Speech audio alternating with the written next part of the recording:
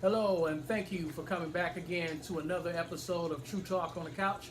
I am your host, Ralph Cunningham, and this is my co-host, Ezra Cunningham, aka the Black Butterfly, aka the Blind Poet. What's good, YouTube world? What's good? Today we're going to start off with our scumbag of the day. Oh, well, one of the scumbags of the day. One of them. This guy, he does home health care. It means he takes care of people, maybe that may be disabled or whatever for the reasons that he takes care of them. But he decided to beat up the two people that he was taking care of. I don't know. That just kind of seems kind of scumbuckety to me. What you think? I think that it's ridiculous and sickening. And me personally, if I had him in jail, one of his punishments would be to moonwalk on a bed of nails. That's just real. That's just true talk to me. It really is. Yeah. That's what you need to do. I think he needs something worse than that, but we're not at liberty to talk about that on this channel.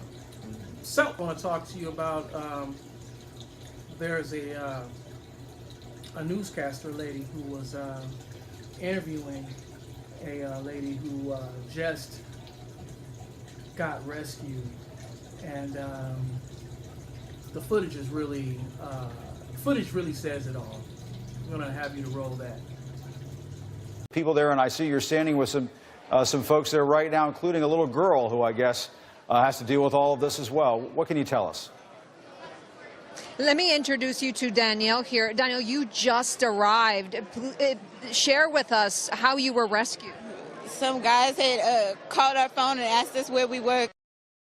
We was waiting for the police for like 36 hours and they never came. And we was waiting at the home. We did the white flags and everything and nobody came. But then somebody had called the phone after we decided to leave the house, and we had walked to the gas station with the kids, and then they had called and came and picked us up. But we had been there like 5 days with no food and no lights, and nobody came. Now you're with your children. We've heard of stories of mothers trying to save their children from the rushing waters. Can you tell us how that was? We walked through 4 feet of water to go get them food on the first day.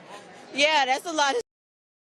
But y'all sit here, y'all trying to interview people during their worst times. Like, that's not the smartest thing to do. Like, people are really breaking down, and y'all sitting here with cameras and microphones trying to ask us what the fuck does. So I'm so and sorry. you really trying to understand it with the microphone still in my face, with me shivering cold, with my kids wet, and you still putting the microphone in my face. Sorry. Rosa Flores, it sounds. Okay, here we go. So, what do you think about the lady? She just got her and her kids just got rescued, and a news reporter's right there in her face asking her tons of questions. Do you think she really had the reason to be so upset with her? Or, I mean, I don't really think it was the time. I mean, she just got rescued. You know, she was dealing with this for like 5 days without being rescued. When she would go to the store, I mean, the water was up to 4 feet. And then she had to take her kids, and they were in a gas station. I mean, all these things that she had to deal with. And then somebody with these cameras and somebody in your face trying to, you know, talk to you. And you're trying to just really process everything that you're dealing with. You know, I'm surprised that she didn't haul off and just, like, smack her. You know? I'm with you on that. But then, too, you know, I'm also with the news lady in sort of a way, because they get paid to find out what's going on the spot. I mean, I think she should have, like you said, had more courtesy to be more of the not so much in her face, or, you know, ask her would it be okay to interview her. I don't know if she asked her. The way it seemed is like she was bum rushed. Yeah, and that's the thing that I'm like, you know, that's the thing of a reporter. You're supposed to investigate things. So if you see somebody like that, like you just said, you know, go up and talk to them first. See, you know, see what's going on in their head first. Yeah, you know what I'm saying? A lot of people don't want to be on they were cold, TV. shivering. Yeah, I mean, you know I really saying? feel bad for it. Me personally, I don't even think my mind would be even able to function at that time. Just Not thankful like to be that. rescued. Yeah, you know, Yeah. and that's the first thing that, you know, you got a microphone put in your mouth. You know, she, like I said, she's very fortunate she didn't get smacked in the mouth. Yeah. You know? But see, these are things that aren't being shown. You know what I mean? These are things that people don't know. There's a lot of people that don't see this side of what's going on in Hurricane Harvey. You know, Right. a lot of people just see, you know, the reporters there, and the person is cool, calm, and collected, sort of, you know, and they're giving off a good interview. It's a lot of people out there that are really helping people and are being heroes about saving people that are in terrible situations. Right. There was a newscaster who saved this guy out of his truck that was floating like in a ravine. Yeah. I mean, the water was just like up to his windows. It almost covered the actual whole truck. And it's just so amazing that they were there at the most perfect time. Yeah, right there. I mean, no better perfect time like that. I mean, that's just It was wonderful. man. Remarkable, exactly. Yeah. You know, and you know, you have to really thank God when you see that wow, these people were there. And seriously, if no one else was there, that guy would have he'd been dead. Yeah, Drew Griffin. That Drew was the Griffin guy and his- that actually helped him out, his crew. Yeah, and it's just, I mean, wow, it's just unbelievable. The footage basically really just speaks for itself, ladies and gentlemen. Please take a look at this, and seriously, take a hard look at it. It's outstanding. Yeah. Look at this. Get out, dude. You got a power cord?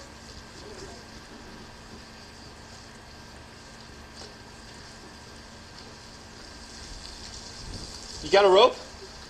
Give me. Not that long.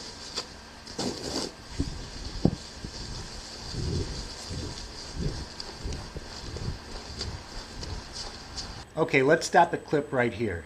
You can see he's wearing khakis and he has sandals on. Remember that. So let's continue on with the video. Hold on, I'm trying to get you a rope. All right, buddy, come on, get up out of that water. No, don't go backwards. Now let's stop the video here and look what he's wearing. Long black pants with high water boots on. Now maybe it is possible he decided he didn't want to get wet and changed to this gear before saving a man's life. But let's be honest, that's very doubtful. Okay, so now that you have taken a look at it, what do you think about that? Do you think that the news is now trying to make the news?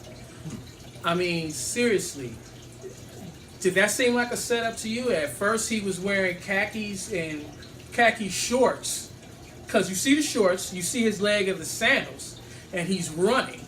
Then all of a sudden, when he's running to go save this guy, once he has the guy and pulling him out of his truck in the ravine or whatever that is, he's in black pants and boots. So how do you think that? How did he do that? How did he do that? You know what? I think that he could be just that fast. I mean, even though that person was sinking down into that ravine at that time, I mean, he could have been fast enough where he could have took those shorts off and the flip-flops to put on the pants and the boots. Sort of like the Flash. Y'all know the Flash, the DC comic hero? Yeah. I think that could be him. I mean, but you know, you think about it. Once that adrenaline gets to flowing, there's just adrenaline. no amount of what this character, what Drew could have done. And wow, I mean, but did you see how composed they both were? I mean, me myself personally, if that was happening to me, I'd have been hysterical. I'd have been crying. screaming, I mean, hugging all over him and everything. thanking you know? him very much. But I mean, They got out laughing and everything. It was like just a normal day, walk in the park, you know. I don't know. Maybe some people are just calm that way in the face of danger, you know. But you know, like, man, you know what they say: when the pressure's put on some people can react and some people fold. So I mean, Drew, he reacted. Yes, he did. Within a microsecond, and he saved this guy. That was a plant there. That was there, and right. Personally, I believe that video is totally fake. True. Don't you? Yeah, I believe that it's impossible. Right. Yes. It's a video, and dude, you know what? Real talk. You ought to be ashamed of yourself. Very much so. You and your cameraman. I'm ashamed of you. Editing stuff out like that. Your editor Brian. You know, he the cameraman. The news making the news. You know what? You're getting paid off of something that's fake that other people are actually dealing with right now. For real, dealing with. You know. Really. You know, the last clip that we showed you about the lady and her family and what they went through, that's real.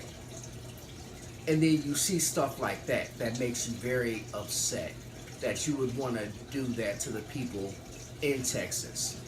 So I guess with Trump saying that CNN, Clinton News Network, that they're fake. Or maybe not all of it's fake, but they do have some fake people that's reporting the news because they're making the news themselves. Like Drew the Flash Griffin. Yeah, and it's just, so, wow. If no one was there with the live shot, he even said himself, if no one was there shooting a live shot there, then this guy would have just died. First and foremost, why was he stupid enough to come driving off? That didn't look like shallow water. Not at all. So all three of you guys are dirt bags of the week. Yes. Just dirt bags, because this was totally a plant. You know it, we know it. Look at that film again, guys. If you have to remind yourself, rewind it. Shorts and sandals when he first goes to run and rescue this guy, and to black trousers and boots. How did he do it? How did he do it? How did he do it? How do you do it? Scumbag. So, that's pretty much all we're going to do for today. We want to warn everybody about the hurricane, though. The new hurricane that's coming out, Irma. And she's like tearing up the Bahamas right now, right? Yeah. And it's some strange stuff going on with that. Yeah, we don't know. It may be heading towards the United States. We don't know yet, but in a couple of days we'll find out. Yeah, for sure. Yeah, that's the truth. So everybody that is still going through what Hurricane Harvey has given them, a lot of these tropical storms, we would like for you guys to please be safe. Watch out for looters and scam artists. Yeah. Remember, you guys are all in the same thing right now. You're going through the same stuff. There's no need for that. So Texas, Florida, Arkansas, Mississippi, Tennessee, Alabama, all those states that are being affected by this, you have our prayers and our thoughts with you. I don't know, just be as safe as you guys possibly can. Yeah. Right now, we'd like to send a couple of shout-outs to people who have signed on with True Talk on the Couch. We want to thank those for subscribing. Jessica Calhoun for watching and subscribing and liking our videos. We want to thank you so much. Thank you. We got a comment from one of the persons who subscribed, said he was about to break his thumb hitting the like button on our on our page. We want to appreciate that and continue watching our channel. Yeah, we appreciate that. Basically, man, we're going to tell you the truth. It's a lot of stuff that a lot of people aren't seeing. The news, they'll bring it out and then they'll cover it up. But if we find it, I promise you, we're not going to cover it up. We're going to continue to put it out there so that everybody can see just what type of dirt bags are going on out there. And, you know, some stories that may not get as much publicity as it needs to. So from True Talk on the Couch, I'd like to say, see you next week. Peace. Till next time.